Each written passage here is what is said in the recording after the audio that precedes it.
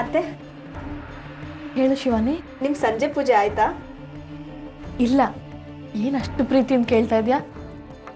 ಏನಿಲ್ಲ, ನಿಮ್ಗೆ ಅದೇನೋ ಪ್ರಸಾದ ಪಾರ್ಸಲ್ ಬಂದಿತ್ತು, ನಂದಿನಿ ಅದನ್ನ ದೇವ್ರ ಕೊಣೆಲಿ ಇಟ್ಟಿದ್ಲು, ಅದಕ್ಕೆ ಕೇಳಿದೆ.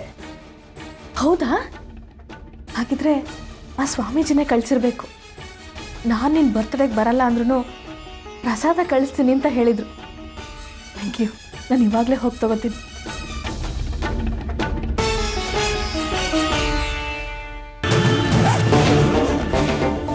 ತಗೋ ತಗೋ, ಇದೇ ನಿನ್ನ ಕೊನೆ ಪ್ರಸಾದ.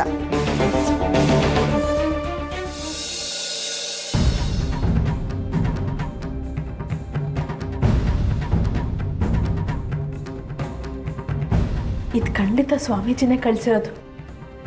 ಪೂಜೆ ಮಾಡಿ ತಗೋತೀನಿ.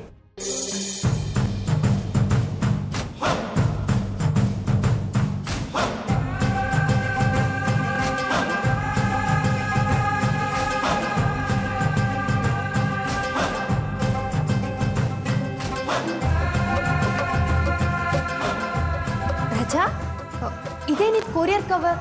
ಫ್ರಮ್ ಅಡ್ರೆಸ್ ಕೂಡ ಬರ್ದಿಲ್ಲ. ಯಾಕೆ ರಾಜಾ, ಏನಾಯ್ತು?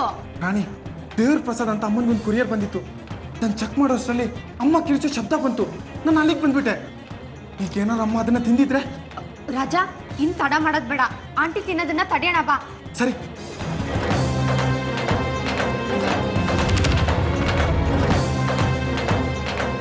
ಅರೆ, ಇದ್ಯಾಕೆ ಓಪನ್ ಆಗ್ತಿಲ್ಲ? ಯಾರೋ ಲಾಕ್ ಮಾಡಿದ್ದಾರೆ ಅನ್ಸುತ್ತೆ. ಏನ್ ಮಾಡೋದು Raja? Hello hello hello, lock open ಮಾಡಿ. ಯಾರಿದ್ದೀರಾ? ಲಾಕ್ ಆಗಿದೆ, ಓಪನ್ ಮಾಡಿ.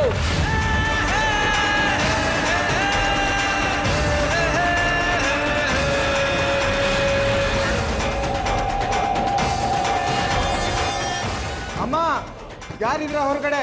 ಯಾರೋ ಬೇಕು ಅಂತಾನೆ ನಮಗೆ ಲಾಕ್ ಮಾಡಿದ್ದಾರೆ. ಈಗ ಏನ್ ಮಾಡೋದು?